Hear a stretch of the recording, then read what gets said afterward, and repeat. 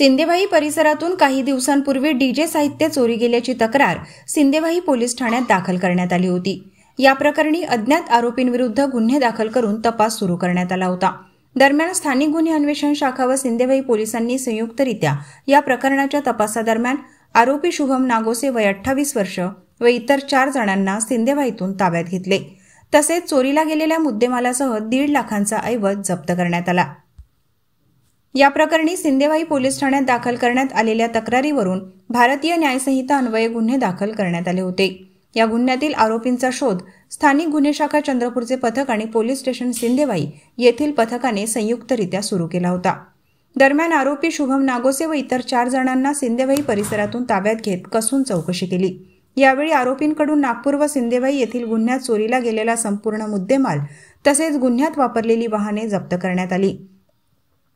सदर कारवाई पोलीस अधीक्षक मुमक्का सुदर्शन, अपर पोलीस अधीक्षक रीना जनबंधू यांच्या मार्गदर्शनाखाली स्थानिक गुन्हे शाखेचे पोलीस निरीक्षक अमोल काचोरे, सिंदेवाहीचे पोलीस निरीक्षक विजय राठोड यांच्या नेतृत्वात पोलीस उपनिरीक्षक संतोष निंभोरकर, सागर मोहल्ले, प्रेमनाथ ठवकर व पोलीस हवालदार यांच्या पथकाने केली। पुढील तपास सिंदेवाही पोलीस करीत आहे।